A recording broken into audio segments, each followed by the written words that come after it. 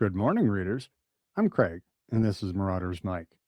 Here we do slow, trauma informed readings of fiction, pausing to notice what's happening beneath the surface: fear, attachment, defenses, power, and the ways try to survive chaos. This isn't recap or fandom theory. I'm interested in why certain stories stay with us, what they reveal about being human, and how stories help us restore meaning after things fall apart. We read slowly, we think out loud, and we talk about it together. I'll check in with comments as we go, and we'll leave some space at the end for conversation. Some of the material we touch on can be confronting, so take it at whatever pace works for you. This is a blind, improv first read, so I cannot preemptively warn you for triggers. Today we are reading Book 4, Chapter 13, Mad Eye Moody, from Harry Potter. During this read for today, I'm interested in not only seeing how Mad Eye is introduced and what we learn about him, but also seeing how the characters and the system of Hogwarts, the school, how they react to Moody, and of course, what else this chapter reveals about us. So as we go through, look for yourself, see if you can pull out anything, maybe not about Mad Eye, but how the system reacts to Mad Eye and what that shows us. Before we start, remember to listen for meaning, not plot, and let's begin. Chapter 13, Mad Eye Moody. The storm had blown itself out by the following morning, though the ceiling in the great hall was still gloomy. Heavy clouds of pewter gray swirled overhead as Harry, Ron, and Hermione examined their new timetables at breakfast.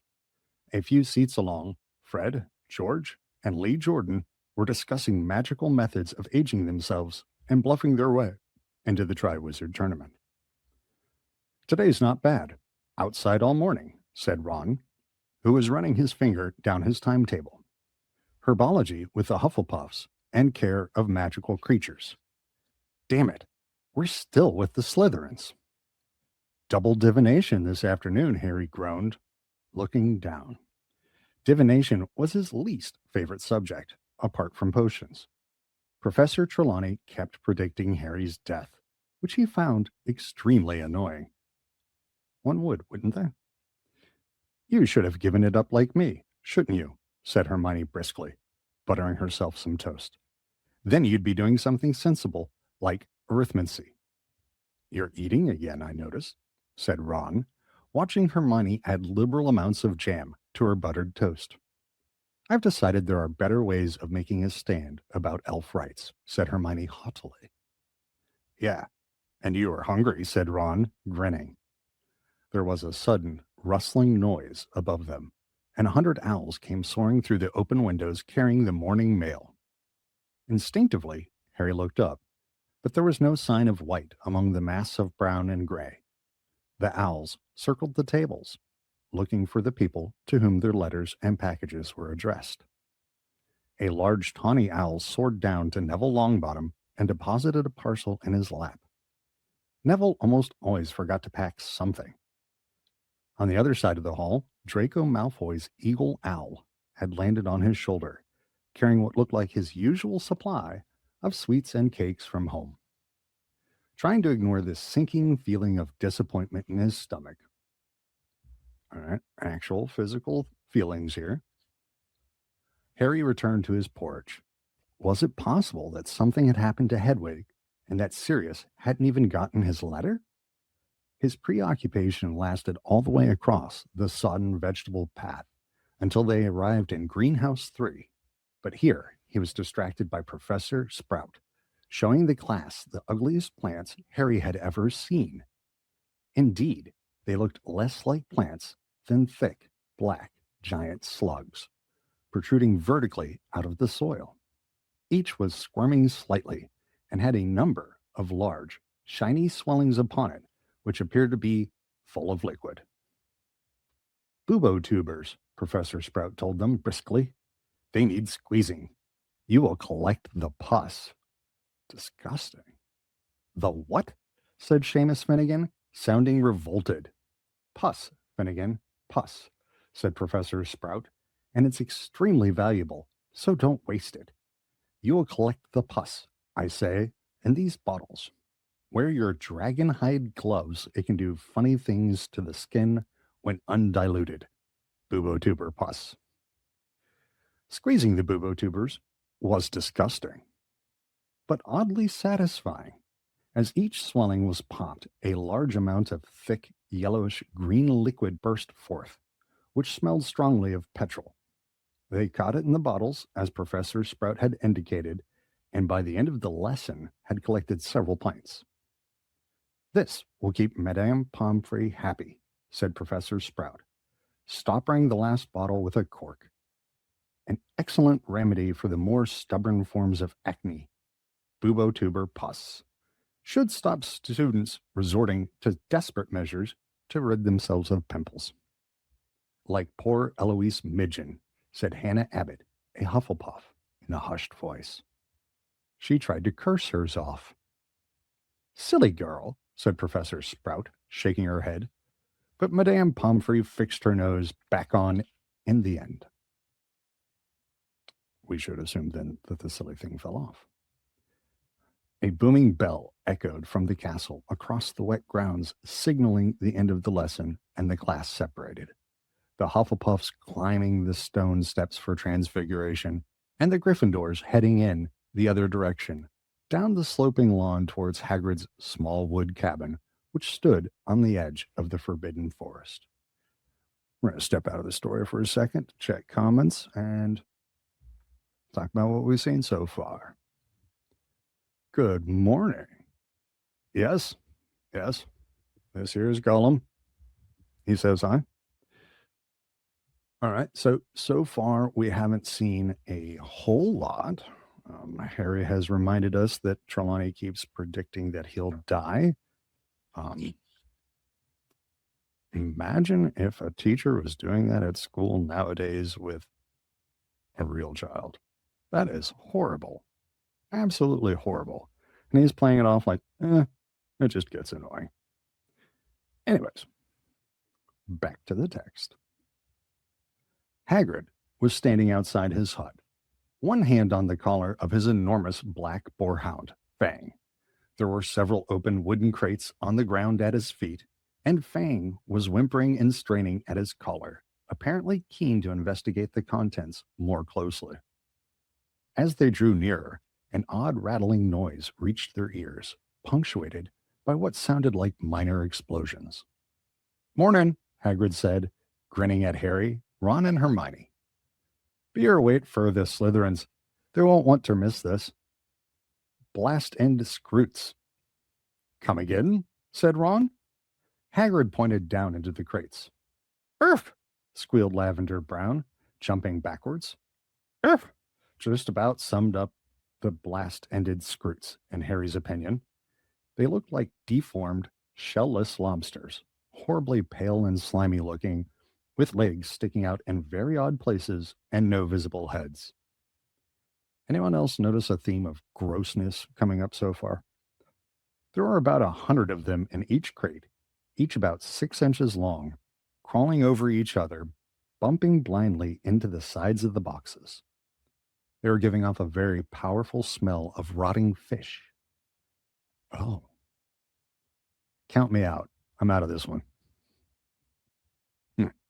Every now and then, sparks would fly out of the end of a scroot, and, with a small it would be propelled forward several inches. Only just hatched, said Hagrid proudly. So you'll be able to raise them yourselves. Thought we'd make a bit of a project of it.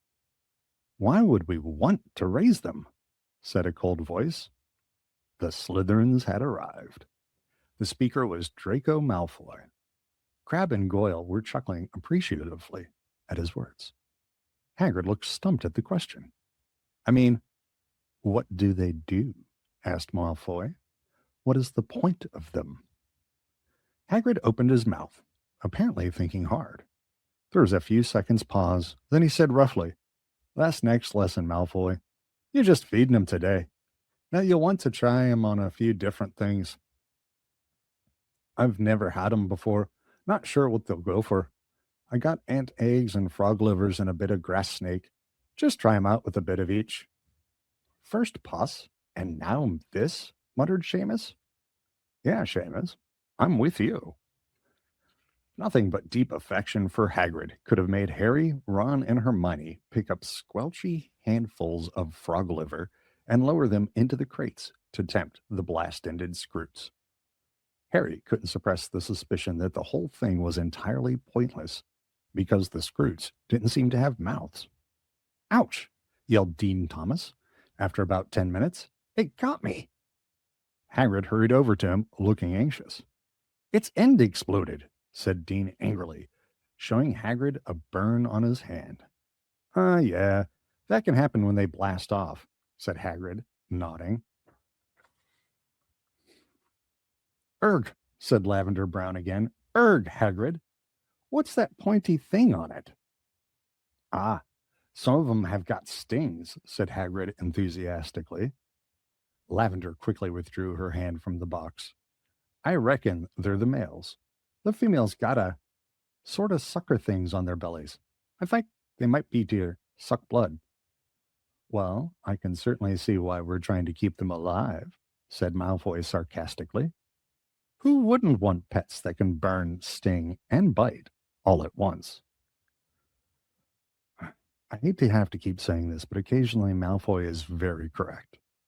He is not a good person, but sometimes he's right. Just because they're not very pretty, it doesn't mean they're not useful, Hermione snapped. Dragon's blood's amazingly magical, but you wouldn't want a dragon for a pet, would you? Harry and Ron grinned at Hagrid, who gave them a furtive smile from behind his bushy beard. Hagrid would have liked nothing better than a pet dragon, as Harry, Ron, and Hermione knew only too well. He had owned one for a brief period during their first year, a vicious Norwegian ridgeback by the name of Norbert. Hagrid simply loved monstrous creatures. The more lethal, the better. Well, at least the Scroots are small, said Ron as they made their way back up to the castle for a lunch an hour later. And as the kids are making their way to our castle, we'll step out of the story for a second and check our messages and wrap up that scene. It is exactly like, if you've known people that like squeezing things out of other people, it is exactly sort of like that. It is gross, and some people, I guess, do find that satisfying. No, I think he's become sort of acculturated to that. Yeah. I mean, it's also not the first time he's been subject to prophecy. So for his age, he's got an unusual amount of prophecy circling around him. And yes, again, everything in the magical world seems to be gross in some sort of fashion. You know, there are, that got my attention while we were reading that segment. He's just continuing the pattern. He doesn't even research the dangers of these creatures. They could be toxic. They could be poisonous. They could, I don't know, steal students' souls or bewitch them or something. He doesn't even know what they eat. This is horribly irresponsible. I mean, I know the dude feels an attunement and affinity for the monstrous creatures, but you at least have a responsibility to know what the heck you're talking about. And yes, thank you. I would agree. Malfoy is correct. Not that the creatures are useless and not that they don't deserve care, but I certainly would not want one for a pet.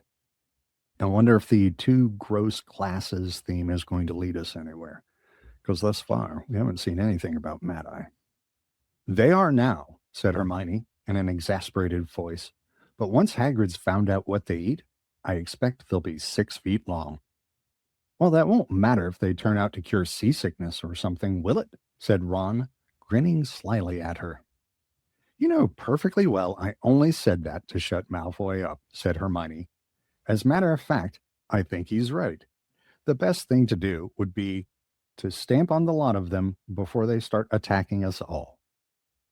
They sat down at the Gryffindor table and helped themselves to lamb chops and potatoes. Hermione began to eat so fast that Harry and Ron stared at her. Is this the new stand on elf rights? Said Ron. You're going to make yourself puke instead? No, said Hermione, with as much dignity as she could muster, with her mouth bulging with sprouts. I just want to get to the library. What? Said Ron in disbelief. Hermione, it's the first day back. We haven't even got to the homework yet. Hermione shrugged and continued to shovel down her food as though she had not eaten for days. Then she leapt to her feet, said, "See you at dinner," and departed at high speed. When the bell rang to signal the start of afternoon lessons, Harry and Ron set off for North Tower, where, at the top of a tightly spiraling staircase, a silver stepladder led to a circular trap door in the ceiling and the room where Professor Trelawney lived. Okay, now I think I know why we have two preceding gross scenes. The familiar, sweet perfume emanating from the fire met their nostrils as they emerged at the top of the stepladder. As ever, the curtains were all closed. The circular room was bathed in a dim reddish light cast by the many lamps, which were all draped with scarves and shawls. Harry and Ron walked through the mass of occupied chintz chairs and poufs that cluttered the room and sat down at the same small circular table. "Good day," said the misty voice of Professor Trelawney right behind Harry, making him jump. A very thin woman, with enormous glasses that made her eyes appear far too large for her face, Professor Trelawney was peering down at Harry with the tragic expression she always wore whenever she saw him. The usual large amount of beads, chains, and bangles glittered upon her person in the firelight. "You are preoccupied, my dear," she said mournfully to Harry. "My inner eye sees past your brave face to the troubled soul within, and I regret to say that your worries are not baseless. I see difficult times ahead for you, alas, most difficult. I fear the thing you dread will indeed come to pass, and perhaps sooner than you think." Her voice dropped to almost a whisper. Ron rolled his eyes at Harry, who looked stonily back. Professor Trelawney swept past them and seated herself in a large, winged armchair before the fire, facing the class. Lavender Brown and Pavarti Patil, who deeply admired Professor Trelawney, were sitting on poufs very close to her. "My dears, it is time for us to consider the stars," she said. "The movements of the planets and the mysterious portents they reveal only to those who understand the steps of the celestial dance. Human destiny may be deciphered by the planetary rays which intermingle." But Harry's thoughts had drifted. The perfumed fire always made him sleepy and dull-witted, and Professor Trelawney's rambling talks on fortune-telling never held him exactly spellbound, though he couldn't help thinking about what she had just said to him. "I fear the thing you dread will indeed come to pass." But Hermione was right. Harry thought, irritably, Professor Trelawney really was an old fraud. He wasn't dreading anything at the moment at all. Well, unless you counted his fears that Sirius had been caught. But what did Professor Trelawney know? He had long since come to the conclusion that her brand of fortune-telling was really no more than lucky guesswork and a spooky manner. Except, of course, for that time at the end of last term when she had made the prediction about Voldemort rising again. And Dumbledore himself had said that he thought the trance had been genuine when Harry had described it to him. "Harry," Ron muttered. "What?" Harry looked around. The whole class was staring at him. He sat up straight. He had been almost dozing off, lost in the heat and his thoughts. "I was saying, my dear, that you were clearly born under the baleful influence of Saturn," said Professor Trelawney, a faint note of resentment in her voice at the fact that he had obviously not been hanging on her words. "Born under what? Sorry?" said Harry. "Saturn, dear. The planet Saturn," said Professor Trelawney, sounding definitely irritated that he wasn't riveted by this news. "I was saying that Saturn was surely in a position of power in the heavens at the moment of your birth. Your dark hair, your mean stature, the tragic losses so young in life. I think I am right in saying, my dear, that you were born in midwinter?" No, said Harry. I was born in July. Ron hastily turned his laugh into a hacking cough. Half an hour later, each of them had been given a complicated circular chart and was attempting to fill in the position of the planets at the moment of birth. It was dull work, requiring much consultation of timetables and calculation of angles. I've got 2 Neptunes here, said Harry, after a while, frowning down at his piece of parchment. That can't be right, can it? Ah, said Ron, imitating Professor Trelawney's mystical whisper. When 2 Neptunes appear in the sky, it is a sure sign that a midget in glasses is being born, Harry. Seamus and Dean, who were working nearby, sniggered loudly, though not loudly enough to mask the excited squeals from Lavender and Brown. Oh, Professor, look!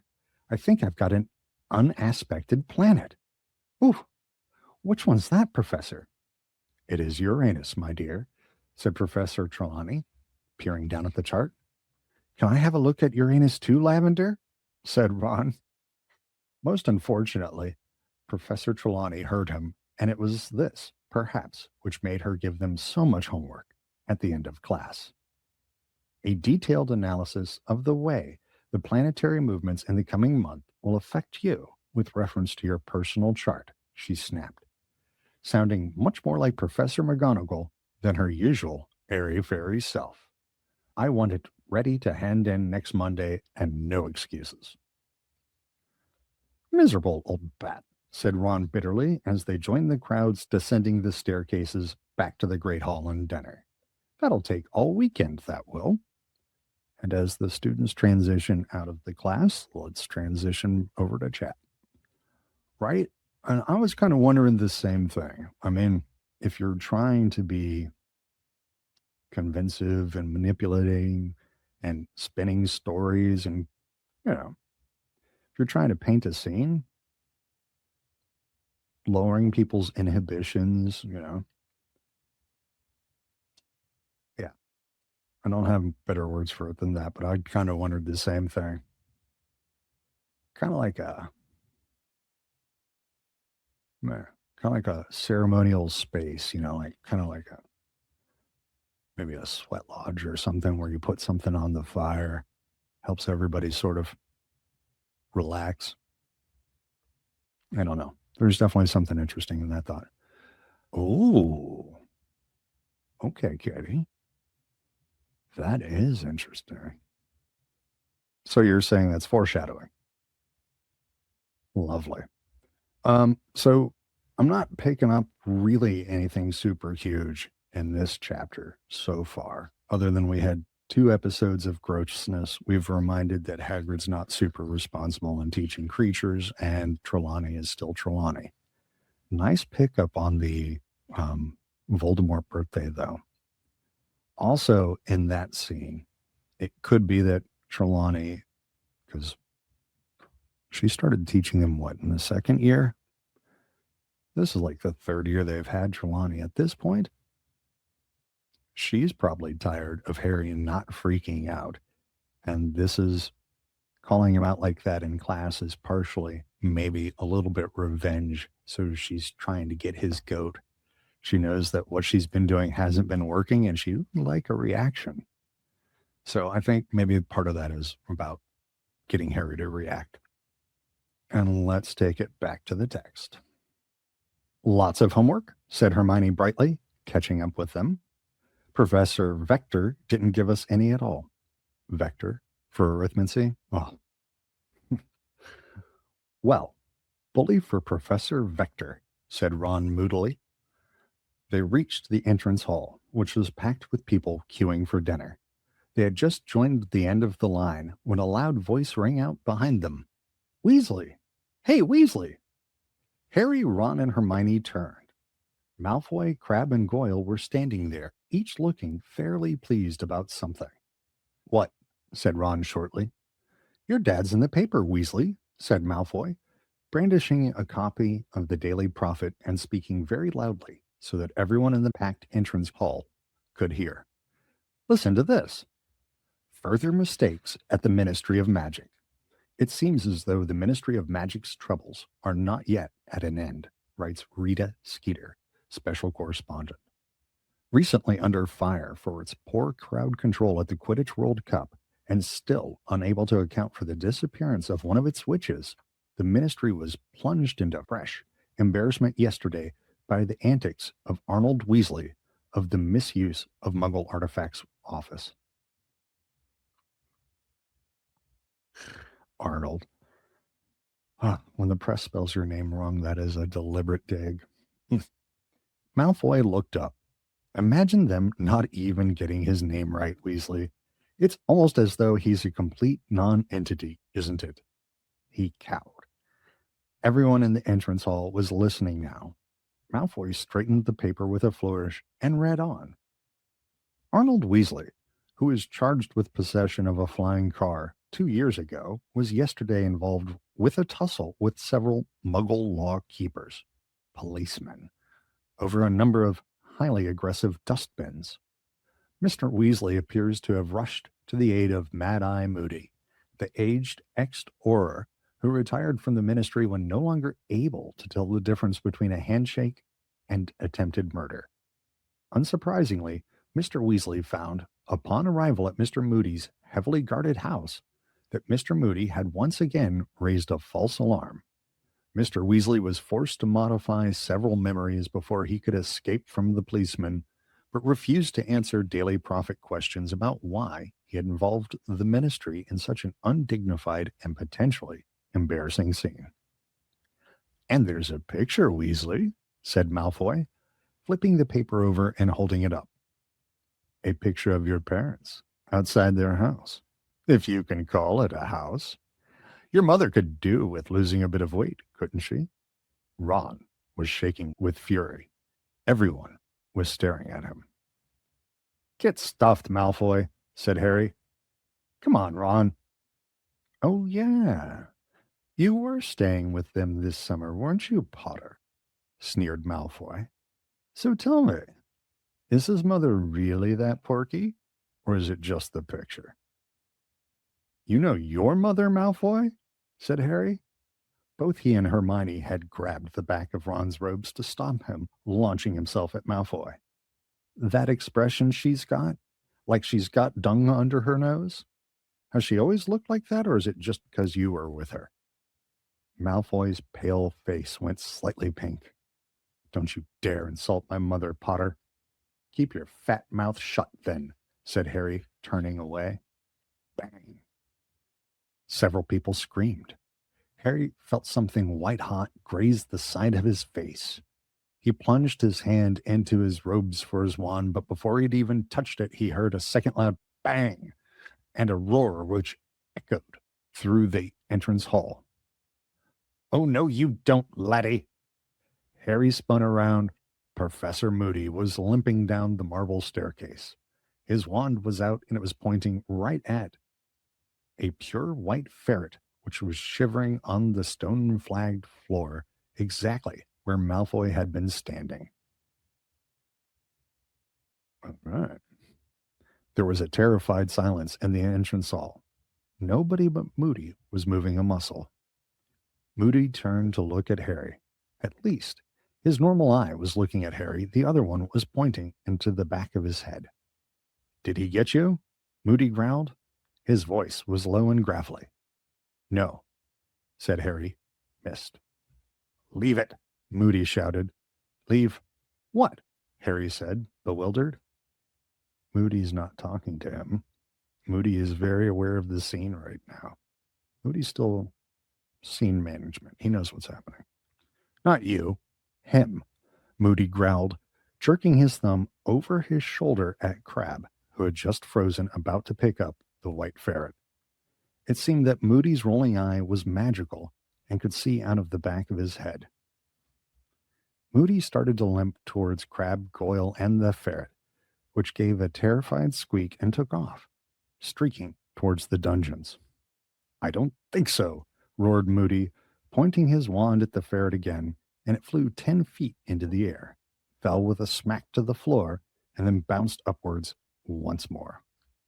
"I don't like people who attack when their opponent's back's turned," growled Moody, as the ferret bounced higher and higher, squealing in pain. Stinking, cowardly, scummy thing to do. The ferret flew through its airs, its legs and tail flailing helplessly. Never do that again, said Moody, speaking each word as the ferret hit the stone floor and bounced upwards again. Professor Moody, said a shocked voice. Professor McGonagall was coming down the marble staircase with her arms full of books. Hello, Professor McGonagall, said Moody calmly, bouncing the ferret still higher. What? What are you doing? Said Professor McGonagall, her eyes following the bouncing ferret's progress through the air. Teaching, said Moody. Teach? Moody, is that a student? Shrieked Professor McGonagall, the books spilling out of her arms. Yep, said Moody. No, cried Professor McGonagall, running down the stairs and pulling out her wand. A moment later, with a loud popping noise, Draco Malfoy had reappeared, lying in a heap on the floor with his sleek blonde hair all over his now brilliantly pink face. He got to his feet, wincing. Moody, we never use transfiguration as a punishment, said Professor McGonagall weakly. Surely Professor Dumbledore told you that. We'll talk about McGonagall's weakness here in a minute. He might have mentioned it, yeah, said Moody, scratching his chin unconcernedly. But I thought a good sharp shock. We give detentions, Moody, or speak to the offender's head of house. I'll do that then, said Moody, staring at Malfoy with great dislike. Malfoy, whose pale eyes were still watering with pain and humiliation, looked malevolently up at Moody and muttered something in which the words, my father, were distinguishable. And that links with the McGonagall thing. Oh, yeah? Said Moody quietly. Limping forward a few steps, the dull clunk of his wooden leg echoing around the hall. Wooden leg. Remember that. Well, I know you're a father of old, boy. You tell him Moody's keeping a close eye on his son. You'll tell him that from me, now, your head of house will be Snape, will it? Yes, said Malfoy resentfully. Another old friend, growled Moody. I've been looking forward to a chat with old Snape. Come on, you. He seized Malfoy's upper arm and marched him off towards the dungeons. Professor McGonagall stared anxiously after them for a few moments, then waved her wand at her fallen books, causing them to soar up into the air and back into her arms. Don't talk to me, Ron said quietly to Harry and Hermione as they sat down at the Gryffindor table a few minutes later, surrounded by the excited talk on all sides about what had just happened. And let's zoom out and let's talk about what just happened. We'll start with the messages. We're going to get to that. It is very 90s to insult each other's mothers, but also think about it. They've already done dads. Oh, yes. Oh, yes. Absolutely. Yeah. And that's a perfect natural segue. Thank you for that, Katie. Yeah, let's talk about what we just saw here in this scene with Moody and Draco and Harry and the crew. Now, Draco's just being Draco and doing Draco things. Normally, he hasn't popped off and tried to attack people from behind. But in this case, that was very useful behavior because that gave Moody an incident to respond to. So just like the cowboy entrance analogy from the last chapter, we're doing regular Hogwarts stuff and then boom, Moody's on the scene. Now, if we think about the incident from previous years where we had a hippogriff and Hagrid got in a lot of trouble for some incidental contact with an animal in a class, imagine how much trouble Moody has just created for the school by essentially physically slamming a student into the walls over and over and over again for an infraction that the kid had not even committed yet in flagrance of school policy. He has just made Hogwarts and Dumbledore by extension exceptionally vulnerable. And we're not going to pathologize anybody here, but what we've learned about Moody so far, how he's painted out in the press, what his reputation is he sounds like somebody who's lived entirely for far too long on the edge. Sounds like he's got a lot of hypervigilance. And when it comes to threat scenarios, he probably gets to very rapid assessments very quickly, which is helpful when you live on the edge for a long time. But unfortunately, he's probably too prone to trust his assessments. He probably collapses that ambiguity far too fast and decides on a course of action. And those instincts come from somewhere. If you've ever sat through an ambush or a surprise attack, you don't have time to dither. Time is money, is life, and you must move. So those instincts are valid, but now they're overtuned, and he instantly collapses a situation into an action to resolve it without any time to investigate or verify his hypotheses. He knows what he knows, and he's ready to act. Now, obviously, I don't know the canon yet about his eye and the powers that he's bringing to the fight. But so far, this would be something similar to PTSD or a war veteran who is still very, very much has those patterns alive in them. And that's why I was talking about the McGonagall thing, because not only does McGonagall have concern for the students, even Draco Malfoy, but she's concerned about what this is going to do to Hogwarts and Dumbledore. Oh, and I just saw when I said, pay attention to the wooden peg leg. Imagine you're on the ground. You've just been humiliated. And the person who just humiliated you is speaking sternly to you. And they come towards you. And you don't hear footsteps. You just hear a remorseless clunk. Step. Clunk. Step. Clunk.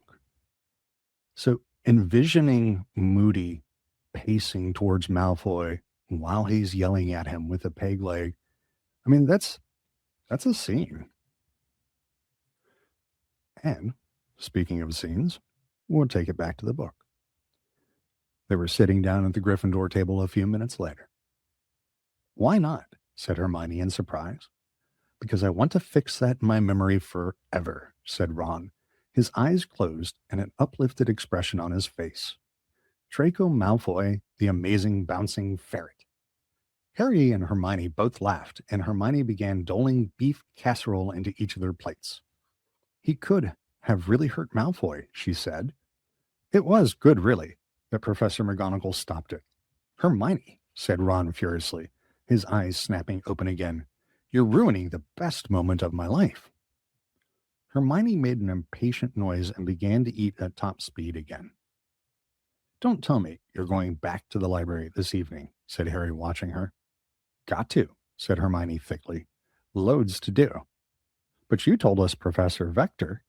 It's not schoolwork, she said. Within 5 minutes, she had cleared her plate and departed. With the departure of Hermione, let's cover that little scene snippet real fast.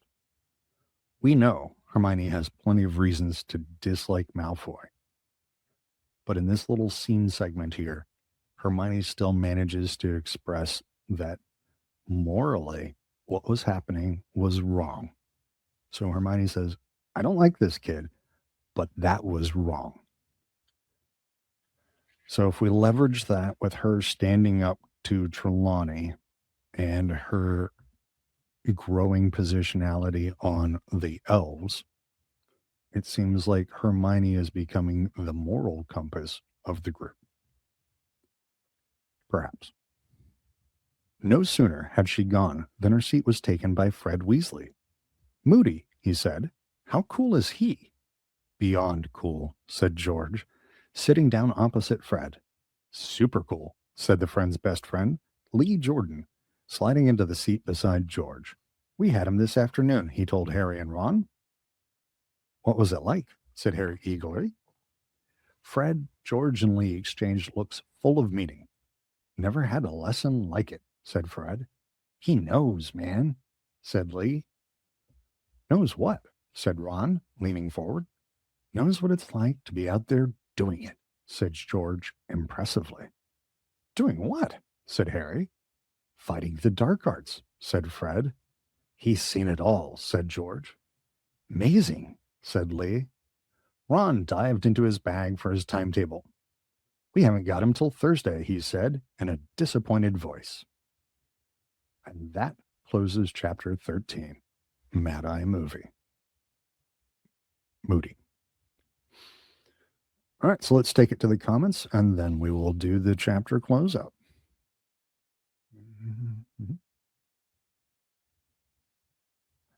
Yeah, absolutely. I mean, in that scene, we saw Malfoy go from being an oppressor to being oppressed without any real due process or education or appeal or evidentiary procedure. One person got mad because they didn't like what he was doing and had the power to do something about it, and they did. So, yeah, I feel bad for Malfoy in the second half of that particular scene as well. Is he allowed to behave that way? Also, no. That did need to be addressed, but maybe not like that. All right, well, if we look back through the chapter, what we had was two gross classes, one of which was divination. So we get reminded that Trelawney is out there and she's trying to provoke reactions with Harry. And then we had some gross herbology stuff. I know that actually came first, but lots of themes of grossness. And that set us up for that conflict with Draco. And we found Mad Eye, and Mad Eye is definitely got a bit of a hair trigger. He's now jeopardized the position of Dumbledore and the school, which is probably not helpful with this incoming Triwizard tournament. All right, everybody. Thanks for joining me. In Chapter 14, The Unforgivable Curses is coming up later this week, and I will schedule it soon. Have a great day, and I'll talk to you all later.